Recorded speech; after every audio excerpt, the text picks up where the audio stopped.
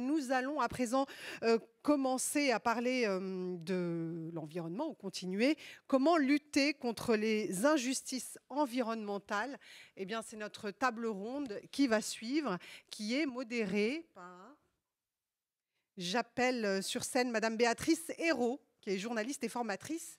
Béatrice, bonjour, vous pouvez l'applaudir. Allez, allez, on se réveille après le déjeuner. Ah, Marianne Rigaud, pardon. Donc, il y a des changements. Bonjour Marianne. Béatrice, vous avez bien changé. Marianne, bienvenue à vous. Vous êtes journaliste et responsable pédagogique chez SAMSA. Grande famille SAMSA, je vous en prie. Je vous laisse peut-être appeler allez, asseyez-vous et je vais appeler Marthe Kra-Akissi, journaliste qui nous vient de Côte d'Ivoire. Hicham Oudaïfa, éditeur et journaliste qui nous vient du Maroc. Rahmat Dia, journaliste Climate Tracker qui nous vient d'Égypte. Alan, allez-y, je vous en prie. Marianne, c'est à vous. Bonjour Hicham. Oui. Bonjour tout le monde. Bonjour à toutes, bonjour à tous. On finit de s'installer et on y va. Donc je suis Marianne Rigaud, responsable pédagogique à samsa.fr. Je remplace Béatrice qui a un empêchement personnel. Et je vais vous présenter d'abord en quelques mots les trois intervenantes et intervenants qui sont là pour cette petite heure ensemble. Pour la première, je vais complètement assumer de ne pas arriver à prononcer son prénom en arabe. En plus, elle m'a dit que mal prononcer, c'était une insulte. Donc, je vais dire Rama. Rahma. Merci. Ramadia, vous êtes journaliste, vous êtes formatrice. Vous avez créé aussi la Climate School en juillet 2021, donc le 2e anniversaire de cette école. Vous allez nous en parler en quelques chiffres. Vous avez aussi participé à une initiative qui s'appelle Climate Tracker, dont vous allez nous parler. Ensuite, on a Martha à côté de vous, Martha Kra-Akissi. Vous êtes journaliste, vous êtes présentatrice, reporter à la radio-télévision ivoirienne. Effectivement. Et à ma gauche, j'ai Hicham Oudaïfi. Vous êtes journaliste, vous êtes auteur, vous êtes formateur, vous êtes donc formateur sur l'investigation, vous êtes marocain, ça fait beaucoup de casquettes. Merci d'être avec nous. Alors nous, on va parler des injustices environnementales. Hicham, je me tourne vers vous. Une petite définition d'abord. C'est quoi une injustice ou une inégalité environnementale ? Une inégalité environnementale, c'est quand des défis environnementaux ont un impact sur la vie des gens. Ça peut être un impact comme de la migration interne, par exemple quand il y a une rareté d'eau. Ça peut être comme sur du terrain marocain, des enfants qui quittent l'école parce que l'eau devient rare et donc on a besoin d'une personne qui puisse aller ramener cette eau-là. Et bon, ça peut être un de nos enfants. Donc, ces injustices sociales, aujourd'hui, sont symptomatiques d'un vrai problème environnemental. Et aujourd'hui, tout le défi, c'est de relier ce réchauffement climatique et ce défi environnemental à la vie des gens et à des implications réelles dans la vie des gens, dans la santé des gens, dans le revenu des gens, dans la stabilité également et dans ces injustices sociales qui se créent à cause de ces problèmes environnementaux. Voilà. Et tous les trois, avec vos différents projets, initiatives et reportages, vous informez en Égypte, au Maroc, en Côte d'Ivoire sur les injustices environnementales.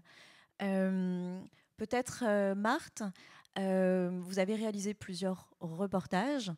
Est-ce que vous avez vu d'abord une évolution pour l'intérêt envers vos reportages ? Merci beaucoup, Marianne. D'abord, je dis merci à CFI à travers son projet Terra Africa qui a été lancé récemment, qui consiste à former des journalistes de plusieurs pays d'Afrique francophone et lusophone, dont la Côte d'Ivoire et dont je suis bénéficiaire, et qui permet aux journalistes de vraiment traiter les questions environnementales qui sont un défi aujourd'hui mondial, parce que quand on parle d'environnement, les dernières décennies, vraiment dans nos rédactions, c'était des sujets qui venaient on va dire, dans le bas de la hiérarchisation des informations. Et aujourd'hui, de plus en plus des projets sont réalisés pour former des journalistes sur la question, pour que dans leur contenu, ils puissent mieux les traiter. Alors, effectivement, j'ai réalisé des reportages, mais aussi des enquêtes sur des sujets environnementaux.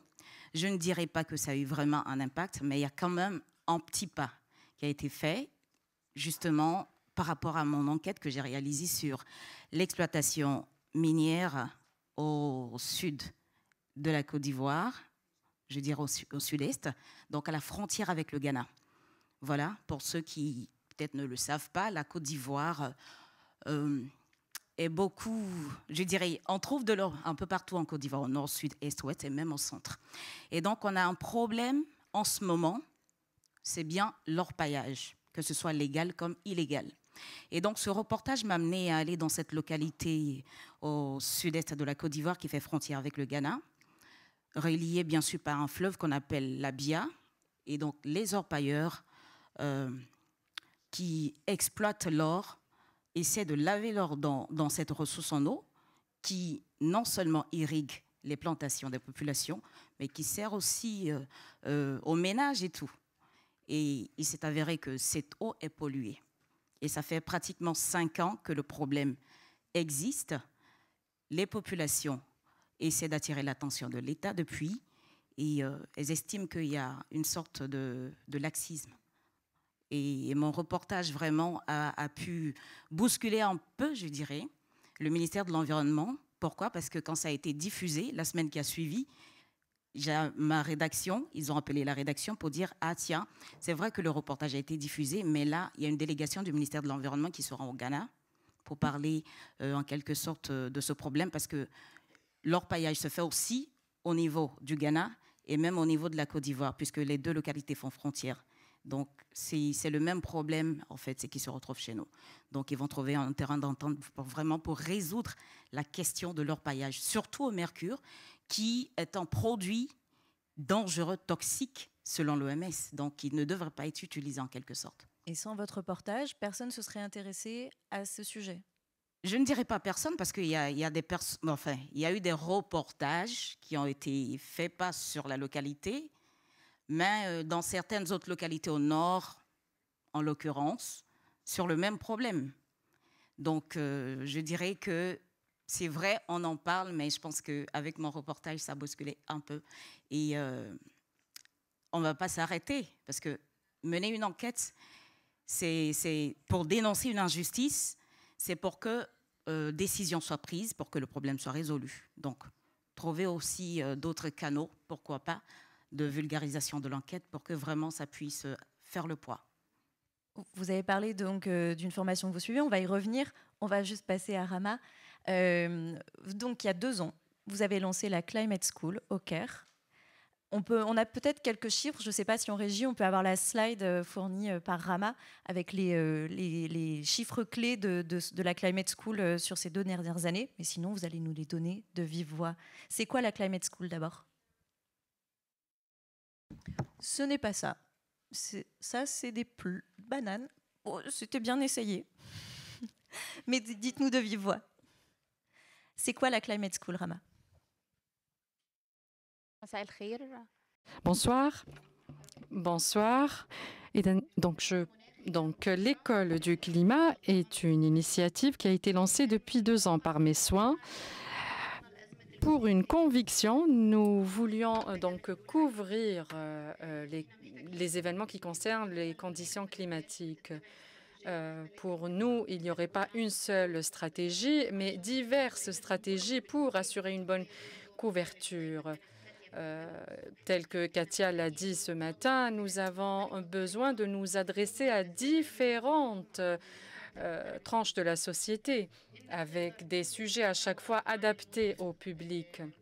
Et donc, un contenu scientifique, mais aussi vulgarisé, qui va attirer le public, n'est pas chose aisée. Le plus simple est de diffuser les informations compliquées, telles qu'elles sont, scientifiquement, sans vulgarisation.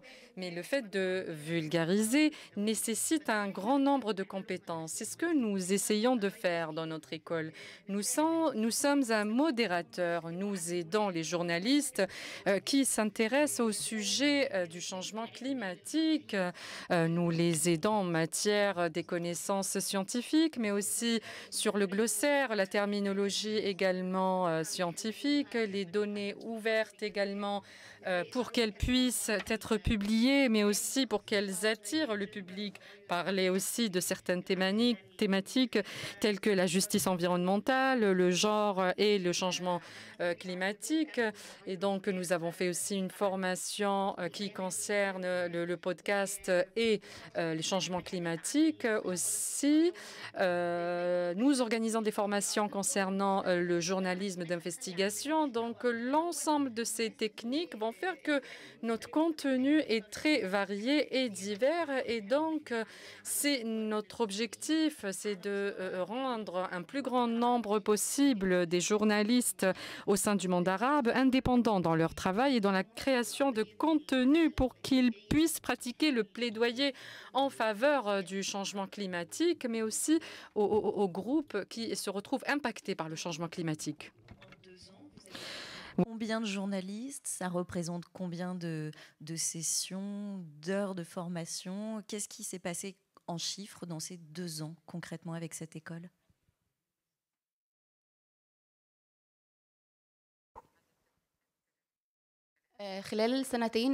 Donc, durant ces 2 années, nous avons pu organiser 20 séances qui étaient gratuites et ouvertes à toute personne désireuse d'y participer. Ce n'était pas restreint ni conditionné, donc les formations étaient ouvertes.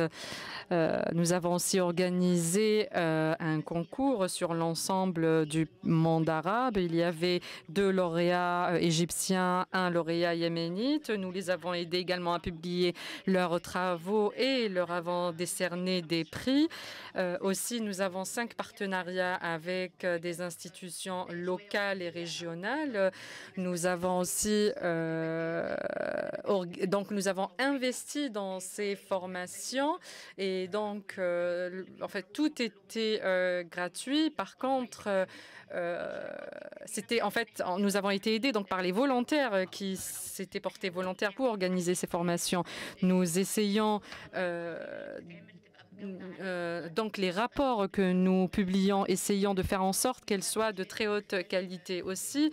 Nous participons, nous avons créé donc un groupe WhatsApp, un groupe Facebook et sur lesquels nous publions l'ensemble des offres dans le monde entier qui peuvent les concerner. Et donc les offres hebdomadaires ou mensuelles. Et jusqu'à présent, nous avons eu à peu près 600 journalistes du monde arabe, mais aussi de l'Afrique. Nous avons aussi un partenariat avec une initiative africaine qui s'appelle Eco-Friendly Africa. Nous avons organisé donc les formations en langue anglaise, ont participé des journalistes anglophones à ces formations. Donc nous avons élargi le champ des bénéficiaires de ces formations. Hicham, pendant ce temps-là, au Maroc, vous faites aussi de la pédagogie, de la vulgarisation. Alors, avec un livre d'abord que vous avez écrit. Qu'est-ce qu'il raconte ce livre? Alors ce livre qui s'appelle Maroc, justice climatique, urgence sociale est un produit d'un travail avec des jeunes dans le cadre d'un programme qui s'appelle Open Shabab, Open pour Open et Shabab pour jeunes en arabe. Et ce programme nous a permis de faire travailler des jeunes sur des thématiques environnementales dans le cadre de ce qu'on appelle l'édition inclusive. Et donc, on forme des jeunes sur les techniques journalistiques de pointe, que ce soit le storytelling, l'investigation, mais également des techniques comme le podcast et la vidéo.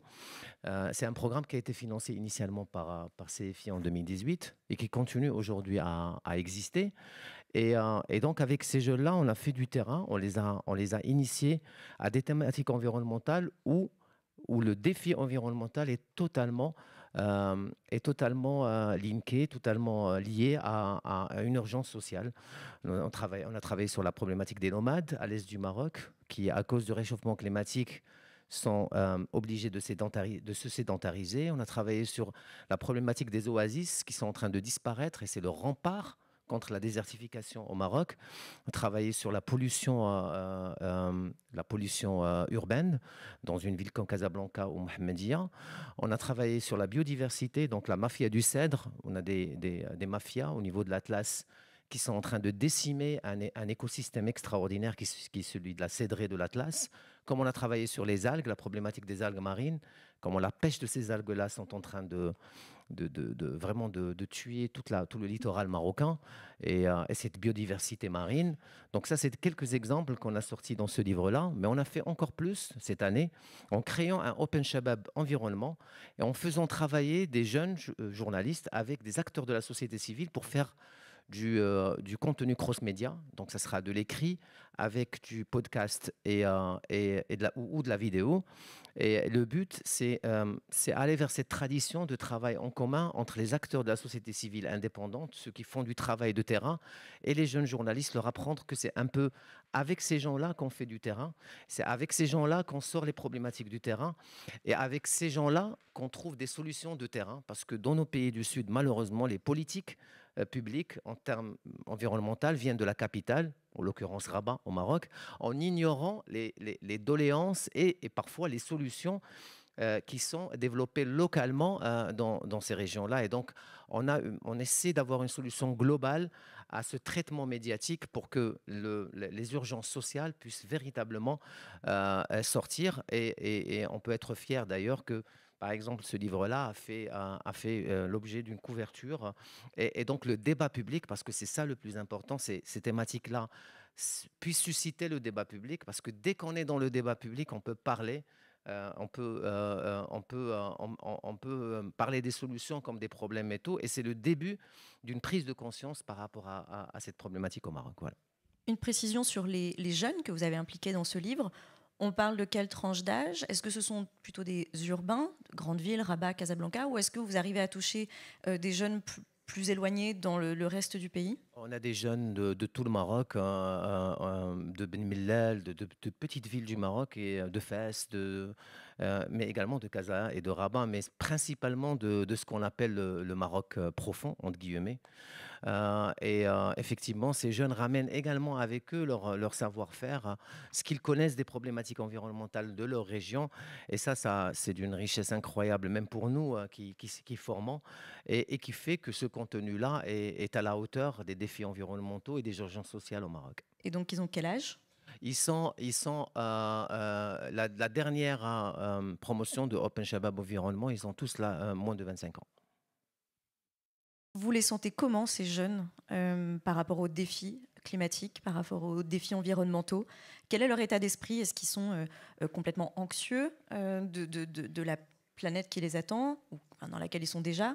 Est-ce qu'ils sont complètement connectés aux problématiques? Qu'est-ce qui les amène chez vous? Dans quel état d'esprit ils arrivent chez vous, à Open Shabab? Ils sont conscients des défis environnementaux parce qu'aujourd'hui, juste par rapport à l'eau, c'est une problématique au Maroc, claire et nette. Dans des villes du Maroc, l'eau est parfois coupée.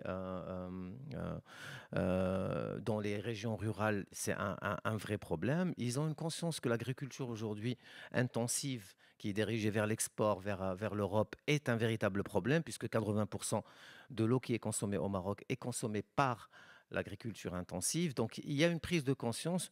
Ils ne sont pas dans l'anxiété, mais ce qu'on leur apporte, c'est des techniques journalistiques. Ce qu'on leur apporte, c'est des outils d'investigation. Ce qu'on leur apporte également, c'est cette possibilité de travailler en tandem avec des gens qui connaissent leur terrain. Et donc, on est plus dans un journalisme de solution que dans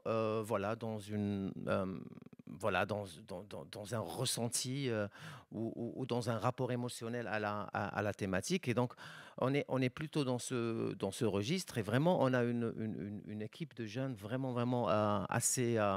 qui a une prise de conscience des défis environnementaux, ce qu'on n'avait pas il y a quelques années.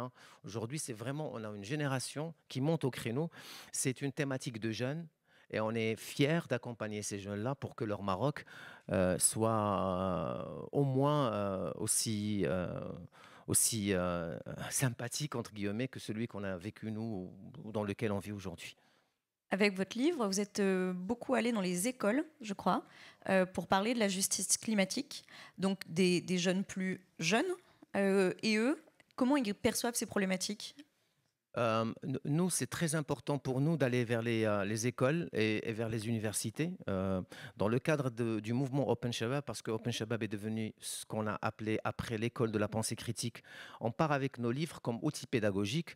L'environnement fait partie des thématiques qu'on traite avec la question féminine, les inégalités envers les femmes, ce qu'on appelle les travailleuses invisibles, avec la question des enfants, les inégalités sociales, la précarité. L'environnement fait partie de ce package, entre guillemets, mais on part avec nos livres comme outil pédagogique pour qu'ils sachent où on en est aujourd'hui. Et donc, on fait ça aussi chez les lycéens parce qu'on pense que c'est quelque chose qu'il faut planter très tôt. On le fait avec nos moyens de bord. Nous, en toutes lettres, c'est une maison d'édition à la base. Donc, ça, c'est vraiment très citoyen de notre part. On n'est que deux, moi et ma compagne, qui partagent avec moi mes convictions. Et donc, c'est vraiment du Don Quichotte ce qu'on fait. Mais ça parvient à avoir un impact sur des personnes. Et le plus de graines on sème, le plus ça permettra à l'éclosion d'un changement. On fait aussi un plaidoyer au niveau des pouvoirs publics pour qu'ils prennent en charge cette thématique-là, pour qu'elle devienne intrinsèque, qu'elle soit enseignée dans les écoles et que les enfants soient très très vite mis devant les problématiques environnementales comme des campagnes de sensibilisation et tout. Et je finis avec les pouvoirs publics parce que durant la pandémie, ils ont montré qu'ils pouvaient vraiment faire vraiment du matraquage et de la sensibilisation à grande échelle. Ben, ce qu'on leur demande, c'est qu'ils fassent la même chose avec l'environnement. Merci. Je reviens vers vous, Marthe. Vous êtes passée très rapidement tout à l'heure sur Terra Africa. C'est la formation que vous suivez pour mieux comprendre et mieux raconter les questions environnementales et notamment les injustices environnementales. Est-ce que vous pouvez nous raconter un peu ce que vous apprenez dans cette formation ? Quel était votre point de départ à vous ? Quelle était votre connaissance de ces questions au début ? Et comment concrètement vous apprenez à traiter ces questions ? Alors, avec Terra Africa, qui a été véritablement lancé en mars dernier en Côte d'Ivoire et qui inclut plusieurs pays d'Afrique francophone, le Sénégal, la Guinée, la République de Guinée, ensuite la Côte d'Ivoire, la Guinée-Bissau, le Cap-Vert. Donc, l'objectif, c'est bien évidemment de former des journalistes sur les questions environnementales. Si nous, en tant que journalistes, on ne connaît pas les concepts de base d'un domaine bien précis, on ne pourra pas mieux rendre et bien rendre ce qu'on doit rendre. Voilà. Et donc, avec Terra Africa, on a démarré par des formations d'abord sur les questions de base de l'environnement, en invitant bien sûr les experts en environnement et les experts aussi du GIEC qui viennent nous parler aussi du rapport, parce que le GIEC produit des rapports pour Handgriff alerter, certains le disent. Et donc, il faudrait bien qu'on maîtrise un peu ce que disent ces rapports. Et aussi, en tant que journaliste, comment produire des reportages ou des enquêtes orientées solutions. Moi, personnellement, j'étais vraiment dans l'investigation alarmiste, on va dire. Voilà, ça ne va pas. Oui, c'est vrai, ça ne va pas. Et j'étais dans cette dynamique-là. Ça ne va pas, tout le monde risque de mourir, c'est comme ça. Mais c'est réel, en fait. Mais en même temps, quand ça va, il faut le dire aussi, quand des populations arrivent à s'adapter par des initiatives assez locales, il faut en parler. Pourquoi pas ? Donc, c'est là, en fait, tout le sens du journalisme de solution. Et à travers Terra Africa, on apprend un peu les techniques de base du Sojo. C'est pas encore fini parce que le projet court jusqu'à, je crois bien, l'année prochaine. Et on aimerait que ça continue, pourquoi pas jusqu'à sur 5 ans, parce que c'est très important, les questions environnementales, pour nous, les pays d'Afrique, bien évidemment. Et donc, on apprend aussi ces techniques de base du journalisme de solution qui nous permettent aussi de produire dans ce sens. Et personnellement, je pense que je m'y suis essayée quand même, parce que j'ai réalisé un reportage sur Le liquide de manioc, pour ceux qui le savent, en Côte d'Ivoire, notre plat national, c'est la tiéké. La tiéké, c'est de la semoule de manioc voilà, séchée et cuite à la vapeur. Et donc, dans la transformation, en réalité, après avoir broyé le manioc, on retire le liquide. Et le liquide est déversé dans la nature. Et on le sait très bien, le liquide du manioc, non seulement c'est un véritable pollueur de l'air, ensuite ça dégrade l'environnement, ça attire les moustiques, donc le paludisme qui augmente dans la localité. Et donc j'ai réalisé un reportage sur une trouvaille d'une petite équipe qui est tenue par un jeune Ivoirien agro-industriel qui a décidé de collecter le liquide de manioc pour en faire du carburant. Donc on se retrouve dans cette transition écologique en même temps économie circulaire. Ça aussi, c'est du journalisme de solution. Donc, on pourrait s'appuyer sur sa trouvaille aussi pour que, peut-être dans les autres régions, là où les femmes transforment la tiéké, on ne puisse pas verser le manioc pour que ça attire des moustiques ou voilà, favorise le paludisme. Mais on pourrait en faire du carburant et ça peut servir au pays et même en dehors du pays aussi. Et ce reportage a été vraiment approuvé parce que le jeune en question, l'État l'a coopté en quelque sorte pour voir dans quelle mesure on pourrait créer, pourquoi pas, soit des stations essence à ça, mais c'est encore à l'étape assez théorique quand même. Mais le fait qu'on l'ait appelé pour discuter dans quelle mesure on pourrait financer ou encore l'accompagner dans cette trouvaille, c'est quelque chose d'intéressant. Et ça aussi, c'est grâce au Sojo. Hicham aussi nous a parlé de journalisme de solution. On reste avec vous, Marthe. Est-ce que le journalisme de solution consiste à relayer à vos audiences n'importe quelle initiative pour dire c'est génial? Absolument, est-ce que c'est ça? Non, c'est pas de la promotion. Attention, c'est pas de la promotion, c'est pas le culte du héros, mais c'est le fait de, en fait, reconnaître qu'il y a des initiatives locales ou même nationales d'adaptation face au dérèglement climatique, sur lesquels on peut s'appuyer aussi pour vivre longtemps comme il le faut, puisqu'on parle d'environnement. Mais c'est vraiment pas de mettre l'accent sur la personne qui a trouvé, mais c'est de mettre l'accent sur tout ce qui a été trouvé et qui pourrait intéresser, qui pourrait aider une nation, une localité ou des régions, pourquoi pas. Donc ici, pour nous, c'est vraiment pas du journalisme. Bonne nouvelle pour dire, ah oui, ça a été trouvé, ça va, tout va bien, non. On peut faire aussi des enquêtes sur des solutions qui ont été trouvées, mais qui n'ont pas réussi. Ça aussi, c'est du journalisme de solution. Et c'est ce que Terra Africa vraiment nous apprend à travers ses experts par CFI.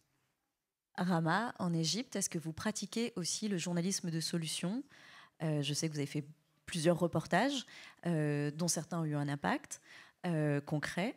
Est-ce que vous pouvez nous expliquer comment vous travaillez quand, vous, en tant que journaliste, vous réalisez des enquêtes, des reportages sur des injustices environnementales?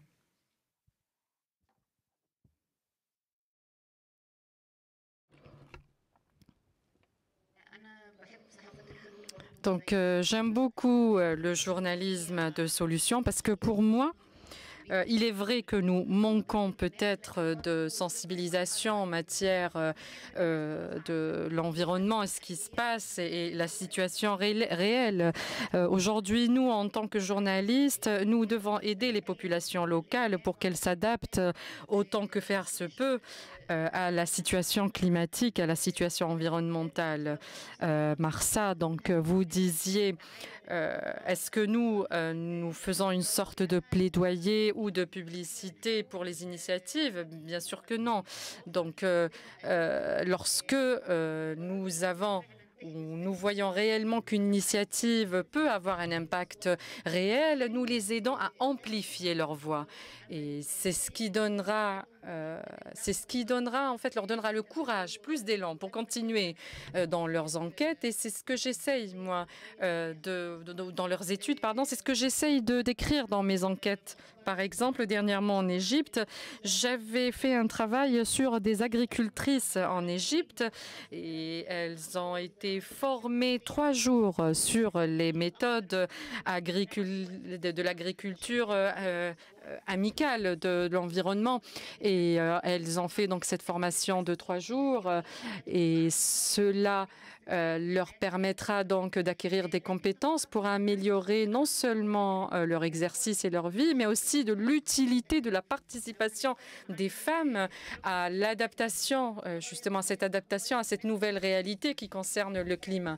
Donc nous aidons aussi, outre la question climatique, nous aidons les femmes, nous aidons aussi donc finalement tous les partenaires et toutes les personnes impliquées ou les parties prenantes dans cette adaptation avec le changement climatique pour que cela apporte un réel changement et une réelle différence. C'est ce que nous avions abordé dans un rapport que nous avions publié et notamment donc, dans le cadre de rapports à impact.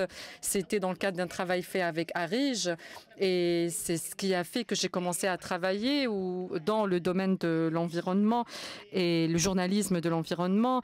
Et ce n'est pas comme ça que je l'imaginais auparavant. Pour moi, je la voyais vraiment sans aucun lien avec la vie quotidienne des citoyens. Et puis finalement, non, parce que cela a un impact direct sur les populations locales, par exemple, en ce qui concerne les usines qui produisent du ciment. Donc, il y a des maisons ou des habitations qui se trouvent non loin de ces usines. Et donc, les populations de cette région, toutes ces populations vont souffrir donc de maladies, de cancers, des cas de décès des enfants, mais aussi de personnes âgées.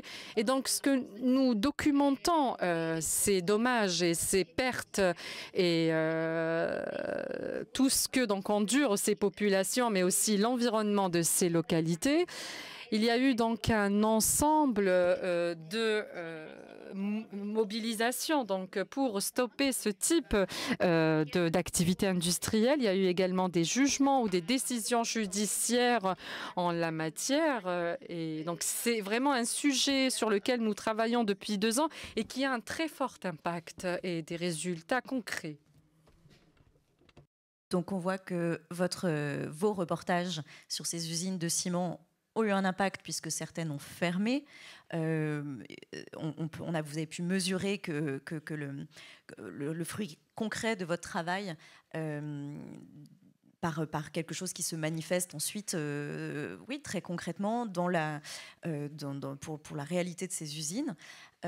Marthe, est-ce que vous avez pu voir, vous, dans vos reportages, outre celui au Ghana, un impact ou pas encore? Est-ce que des choses se manifestent, des décisions, des fermetures, des campagnes, une prise de conscience? Est-ce que vous arrivez à mesurer l'impact que peuvent avoir certains de vos reportages? Alors, pour certains de mes reportages sur l'environnement, à part celui dont j'ai parlé, pas vraiment, mais comme je réalise aussi des reportages en santé, parce que pour moi, la santé et l'environnement vont de pair. Voilà, sans l'environnement, on n'existe pas. Et si l'environnement est malade, on n'a pas non plus de santé. C'est comme ça que je conçois les deux. Et donc, du côté de la santé, oui, il y a quand même des reportages qui ont eu un impact assez considérable, je dirais, parce que j'ai réalisé un reportage en prison auprès des femmes détenues sur la précarité menstruelle en milieu carcéral. Et ce reportage-là, je pense bien que j'ai été interviewée par Brut Afrique. J'ai vu la directrice ici quelque part, bon, qui ne me connaît pas d'ailleurs, mais bon, je la connais. Et donc, voilà, ce reportage a enflammé toute la toile ivoirienne. J'étais vraiment étonnée parce que tout le monde s'offusquait de voir que dans les prisons, les femmes se débrouillent en fait pour se protéger. Et quand on sait qu'il y a une population carcérale une surpopulation carcérale, les maladies que ça peut créer et tout. Et donc ce reportage a vraiment eu un impact non seulement sur la toile, et ça fait bouger les lignes aujourd'hui. Je suis un peu en quelque sorte heureuse de savoir que voilà, il y a eu des délégations qui ont vu le ministère de la Santé et le ministère de la Justice de la Femme pour que désormais il y ait des kits hygiéniques pour les femmes. Sans oublier les collectes qui chaque jour se font, et même à l'extérieur de la Côte d'Ivoire. Il y a la diaspora aussi qui s'y est mise. Donc voilà, on peut dire que ça a eu un impact quelque part. Alors sur l'environnement, pas vraiment, parce que j'avais réalisé aussi un reportage sur un petit village qu'on appelle Azureti, qui est rattaché donc à Grand Bassam, qui est la première capitale ivoirienne, donc classée patrimoine mondial. Mais je vous assure que ce village est piégé entre deux eaux, la lagune Ouladine et la mer. Du coup, les populations, peut-être d'ici à 2 ans, 3 ans, ne vont plus exister parce qu'elles ne savent pas où aller, à cause de la fermeture de l'embouchure, donc là où la lagune, Ouladine et la mer se croisent, et ça a été vraiment bouché, et ça fait plusieurs années que le problème persiste. Et bon, c'est vrai, du côté gouvernement, on parle des travaux et tout, mais en même temps, jusqu'à présent, les populations ne savent pas où dormir quand il pleut actuellement. Et donc, ce reportage, je ne dirais pas que ça a eu vraiment un impact, mais on continue en fait de publier nos reportages, nos enquêtes, surtout en collaboration avec les ONG. C'est pourquoi d'ailleurs je salue l'initiative de Terra Africa, parce qu'ils nous ont mis en contact avec des ONG et en même temps avec des chercheurs. Donc je pense bien que l'objectif, c'est vraiment de trouver des terrains d'entente ensemble pour que nous, en tant que journalistes, nos reportages ne soient pas classés dans les tiroirs ou dans les armoires, parce qu'on fait de belles enquêtes ou de beaux reportages, mais on a l'impression que ça reste là comme ça. Il n'y a pas vraiment de suivi après, ou il n'y a pas l'effet qu'il faut.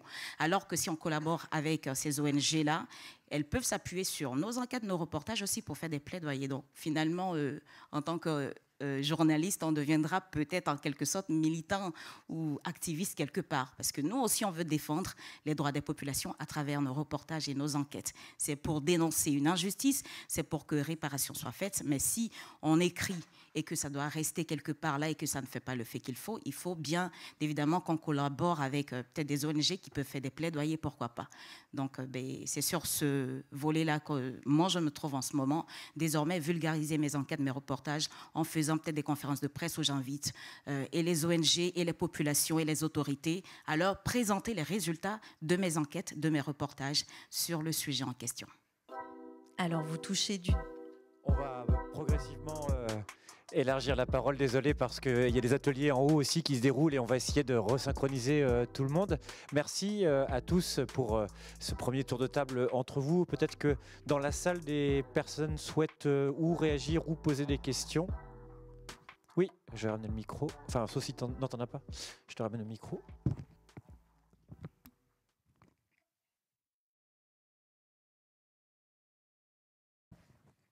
Yes, my name is Larry Olagunju.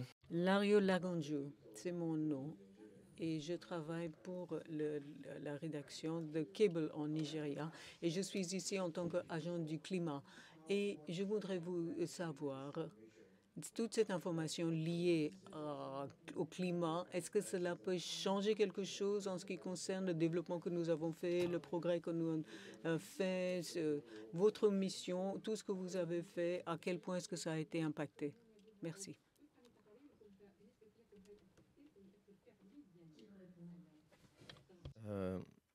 Hicham ? Ouais. Comme toute la fake news, on ajoute à l'environnement le fait qu'il y a des intérêts chez des groupes économiques, parfois, que la question environnementale soit considérée comme quelque chose de secondaire.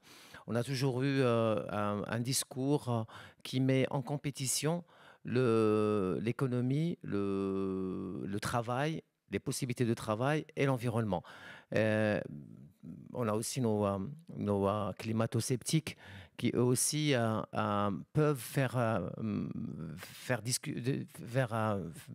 circuler ce genre d'informations. Donc le fact-checking est central pour pouvoir faire face à ce genre de discours.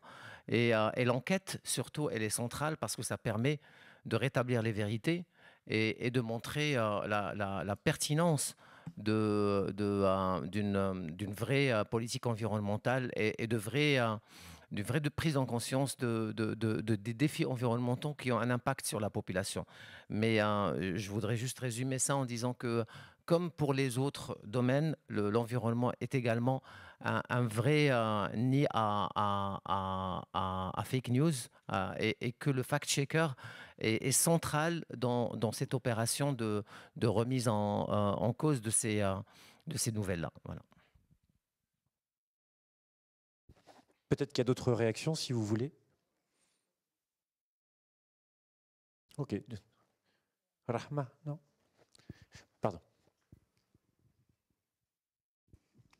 Merci. Diedry Anderson, journaliste en Côte d'Ivoire.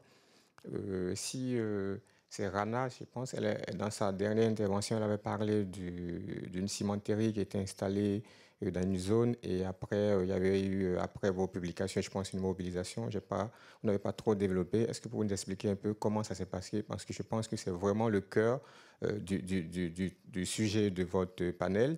Comment lutter contre les injustices environnementales? Parce que nous, en tant que médias, notre rôle, c'est de produire de l'information, que ce soit des reportages, enquêtes ou tout ce qu'on veut, que ce soit les formats. Mais l'idée, après, c'est de pouvoir contribuer à un changement. C'est d'ailleurs injustice environnementale, comment lutter? Donc, votre cas, l'exemple que vous avez évoqué, il est assez intéressant. Est-ce que vous pouvez mieux nous expliquer comment vous êtes arrivé à créer ce changement?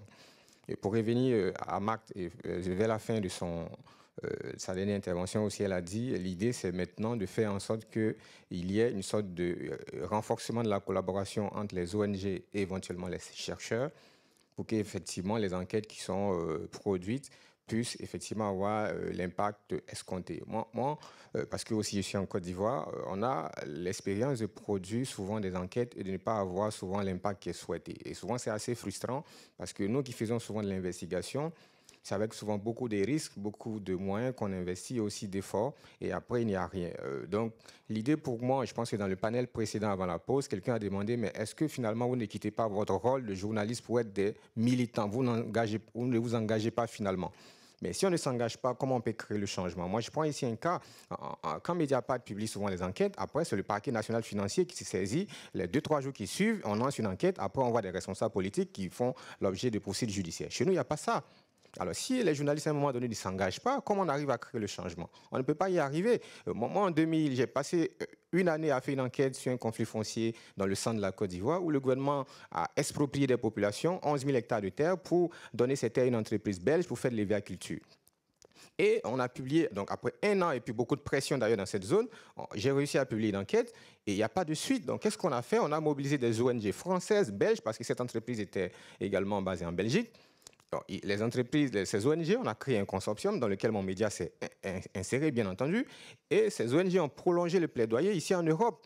On a mis la pression, et il y a eu une pétition, après il y a eu du lobbying au siège de l'entreprise, il y a des manifestations là-bas, les ONG ont fait la pression, et puis un matin, le directeur, parce que finalement, les populations n'arrivaient même pas à échanger avec le directeur qui est sur place, et c'est après toutes ces actions que ces populations ont été reçues par le PDG qui est quitté en Belgique pour aller en Côte d'Ivoire pour les recevoir. Donc vous voyez que c'est cette action militante qui arrive à créer un peu de changement parfois. Bien entendu, notre travail doit être guidé par le respect des codes d'éthique et de déontologie. On fait une enquête totalement indépendante en respectant les règles, mais une fois c'est produit, comment on arrive à avoir de l'impact?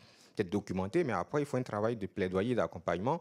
Et donc, c'était une contribution pour ce que Marc a dit, mais surtout, ma question s'adresse à Rama, comment vous arrivez à créer le changement avec l'exemple que vous avez pris, parce qu'il est assez évocateur. Chez nous, il y a ces cas aussi. Une entreprise qui s'installe dans une zone, et notamment de la cimenterie, où souvent des études d'impact environnemental disent que non, c'est l'entreprise ne peut pas s'installer, mais finalement s'installe. Après, il y a de la pollution, c'est de l'injustice, alors que ce n'est pas compensé. Comment on arrive à créer le changement? Merci.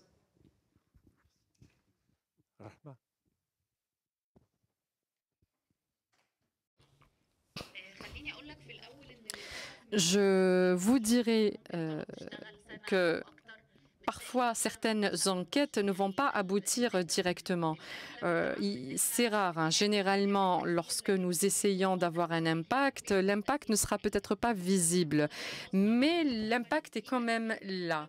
Donc la société sera par exemple sensibilisée de ces droits. Les personnes qui logent dans ces endroits sauront qu'ils ont le droit de s'opposer à ce qui leur arrive. Donc comment nous pouvons faire que nos rapports aient de l'impact?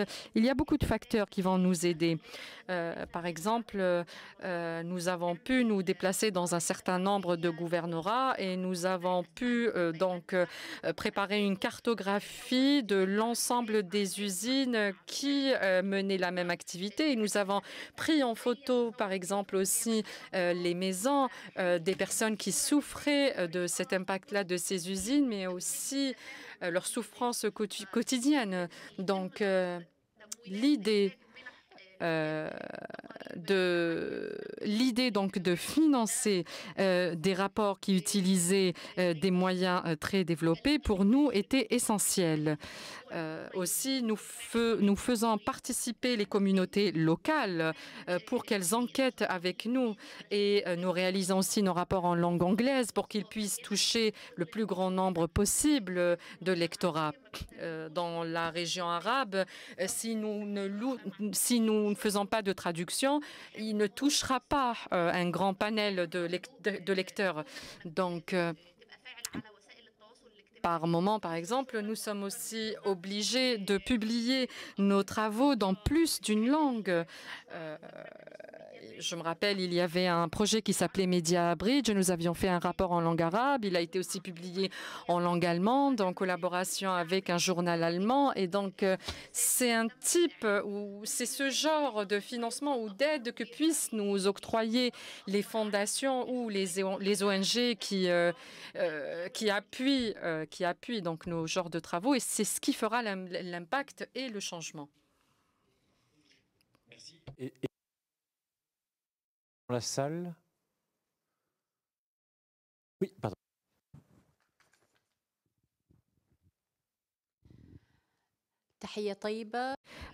Bonjour, je suis Nias Abdallah, journaliste du Kurdistan irakien. J'aurais 3 questions pour vous. Ma question étant, lorsque vous menez vos enquêtes journalistiques autour de l'environnement, êtes-vous victime de persécutions de la part des autorités ou du gouvernement? Parce que par moment, les détenteurs de ces usines sont puissants au niveau de l'État. Les personnes qui détiennent ces usines sont des personnes fortes et puissantes.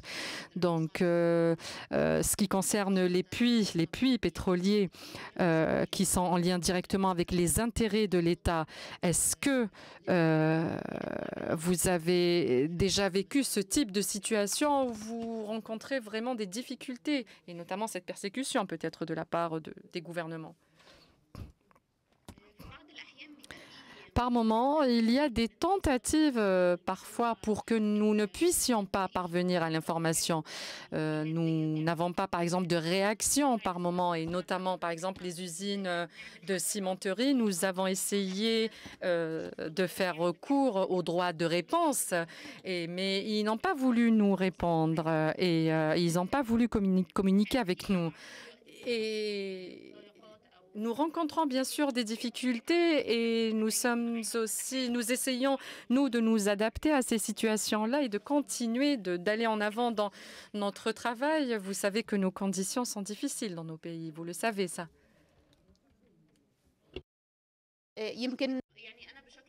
Moi, personnellement, je n'ai pas été confrontée à une telle situation. Je ne me suis pas retrouvée moi-même en danger, ni ma famille, donc... Voilà, quand on travaille par exemple sur le registre des mines, là ça peut être problématique. Au Maroc, par exemple, les mines sont une propriété d'une grande entreprise qui s'appelle Managem. Et sur ce registre-là, accompagner par exemple des mouvements de grève, que ce soit des gens qui travaillent là-bas ou des populations avoisinantes, parce que le grand problème aussi, c'est quand l'État confisque des terres et change l'écosystème de toute une région. Et donc, l'idée, c'est qu'au fait, on essaie d'accompagner la société. Si c'est important d'avoir des gens de l'intérieur, nous, dans des enquêtes, des fois, on a des gens quasiment à l'intérieur qui nous servent comme relais pour pouvoir faire notre enquête. Donc ça, c'est également important. Effectivement, comme a dit Rahma, le risque ou le fait d'être pointé du doigt ou le fait d'être... ça n'arrive pas aussi au Maroc à ce que ça soit physique, mais de toute façon, tu peux être boycotté, on peut d'une manière ou d'une autre mettre de la pression sur toi. Mais je pense qu'avec les techniques journalistiques, surtout comme j'ai dit tout à l'heure, de vrai travail d'investigation, de dosing et de travail de terrain avec la population locale surtout, ça permet beaucoup d'avancer sur les enquêtes et d'être le plus safe possible par rapport à des situations dures et difficiles. Personnellement, je n'ai pas reçu de menaces quand je réalisais mon reportage sur l'orpaillage au mercure. Effectivement, l'orpaillage, c'est une question très sensible en Côte d'Ivoire, parce que l'orpaillage se fait aussi avec je dirais des entreprises comme de façon illégale ou artisanale. Alors, le problème que j'avais, ce n'était pas des menaces, mais c'est l'accessibilité en fait de l'information, parce que les populations avaient peur de s'exprimer. Et du coup, pour avoir des témoignages, c'était vraiment compliqué. Le temps de les mettre en confiance, vraiment. Ensuite, du côté gouvernement, là, c'était carrément la barrière. Pas d'information, pourtant on a un centre anti-pollution, mais plusieurs courriers, plusieurs appels téléphoniques, malgré le fait qu'on soit un média de service public quand même. Généralement, on a accès à tout ce qui est autorité, mais sur cette question, c'était vraiment compliqué pour que je puisse avoir ne serait-ce qu'une interview pour des éclairages sur la situation. Et finalement, je l'ai obtenu, mais c'était vraiment compliqué. Mais je prends le cas, par exemple, d'autres confrères qui ont été menacés parce qu'ils traitaient la question minière. Peut-être qu'Anderson pourra rendre témoignage.